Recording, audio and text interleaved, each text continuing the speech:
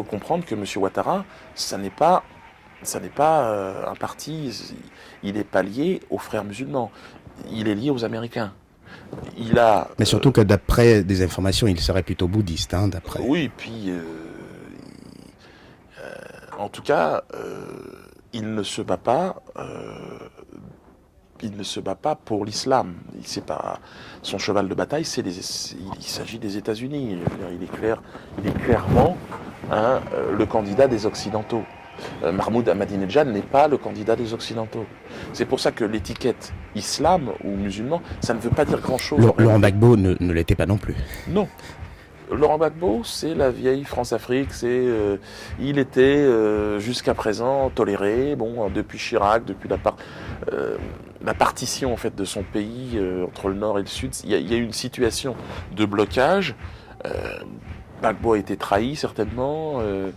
En tout cas, il est aujourd'hui, face à son histoire, il a la possibilité de rentrer dans la grande histoire de libération de l'Afrique noire. J'espère qu'il saisira cette occasion. Si vous aviez quelque chose à lui dire en ce moment, que lui diriez-vous au président Laurent Gbagbo? Battez-vous jusqu'au bout, évidemment, mais vous ne pourrez pas vous en sortir sans rallier le courant de résistance internationale mené par Chavez, mené par Ahmadinejad. Chavez, c'est peut-être plus facile puisqu'il est chrétien, pour ceux qui ont encore un problème de frontière entre les deux. Moi, je pense que Chavez, Ahmadinejad, c'est l'union, voilà, du monde chrétien et du monde musulman. Et c'est ça qui est important, parce que c'est par là que la victoire et la libération se fera. Pour revenir un petit peu en France, parce que on vous a notamment vu devant le magasin Guerlain. Moi, je suis halluciné par le deux poids deux mesures, c'est-à-dire que lui a le droit de nous insulter, mais pas nous. C'est ça qui est quand même bizarre. Alors, moi, qui suis pour la liberté d'expression, je suis pour que chacun s'exprime. Mais ce qui est bizarre, c'est que lorsque un Afro-Européen s'exprime, lui, on lui fait des procès. Il a des associations antiracistes sur le dos. Monsieur, je suis vraiment étonné.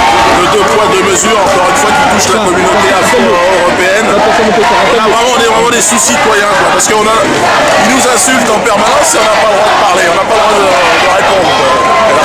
Moi, j'ai jamais été si loin que ça dans les propos, bien évidemment, j'ai jamais été injurieux, et pourtant, moi, j'ai été traîné en justice pour avoir osé remettre en cause la politique de l'État d'Israël, par exemple. Pourquoi ? Nègre, tais-toi, fais de la musique et zouk, voilà, ça impose quoi. Donc tant mieux aujourd'hui qu'il y ait cette organisation. Il y a les Afro-Américains qui sont là aussi, qui eux sont beaucoup plus structurés. Puisque un certain nombre de personnes, donc noires, nègres, comme moi et vous bien sûr, ont été très très contents de votre venue. Avez-vous encore des informations à ce sujet ? Bon, on a vu de toute façon la récupération par certaines associations. Notamment je pense au CRAN, des gens qui ne représentent que les intérêts d'un tout petit groupe d'individus et qui se sont jetés là-dedans. C'est toujours un peu pitoyable et regrettable de voir que la dignité du groupe peut être bradée comme ça, à moindre coût, pour les intérêts de 2-3 personnes. Je ne critique pas, je ne suis pas là en train de lancer une polémique sur ce qu'est le CRAN ou ces associations derrière. C'est malheureusement le lot de tout Africain qui arrive ici, qui essaye de manger, qui essaye de survivre, qui est en survie et qui est prêt à trahir l'Afrique, les Africains. Non. Je ne veux pas en rajouter parce que le problème n'est pas là. Le problème, c'est pas le CRAN, bien évidemment. Mais que faut-il faire alors ? Je pense qu'il faut se battre, il faut tenir, il faut organiser, avoir des idées et puis organiser une résistance. Vous n'obtiendrez rien de l'État français. Monsieur Guerlain nous insulte, insultons-le. N'attendez rien de la justice ne le condamnera pas. Il doit être le parfumeur de toute la magistrature, que je vous dise, moi. La magistrature est indépendante, mais pas des commerçants comme Guerlain. Dans le droit, évidemment, moi c'est dans l'amusement. il y a l'excuse de provocation.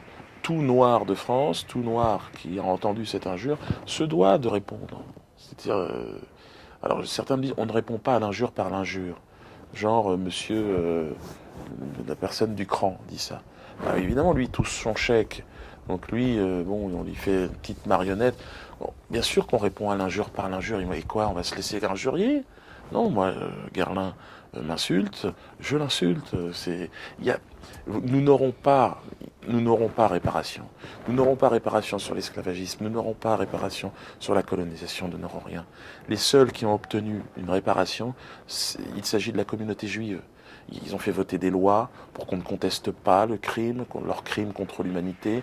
Ils ont obtenu des sommes énormes par rapport au massacre qu'ils ont subi. Bien évidemment, il faut continuer à mettre la pression sur Guerlain, sur le groupe LVMH, et ne jamais s'arrêter.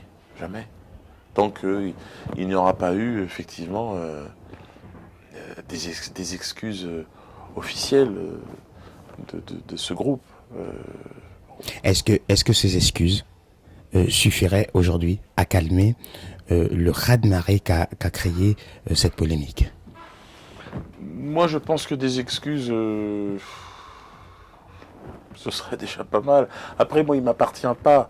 Il faudrait qu'elle soit sincère, il faudrait qu'elle soit effectivement accompagnée de sanctions. C'est normal, puisqu'il ne peut pas y avoir deux poids, deux mesures. Moi, j'ai fait un sketch sur un colon israélien, j'ai eu des répercussions, une condamnation. Bon, à un moment donné, ce serait bien quand même que M. Guerlain aussi puisse, que le sort soit identique. Moi, je ne suis pas pour encombrer les tribunaux sur ce genre d'affaires, mais je pense qu'effectivement, le mieux est de continuer à mettre la pression sur M. Guerlain et sur son entreprise, et sur le groupe LVMH. Moi, je pense que c'est la moindre des choses. Ils ont un peu laissé s'éteindre les choses. Il faut arrêter d'acheter, évidemment, leurs produits. Et puis tenter de nuire, évidemment, au développement, dans le cadre de la loi, bien sûr, mais au développement de cette entreprise.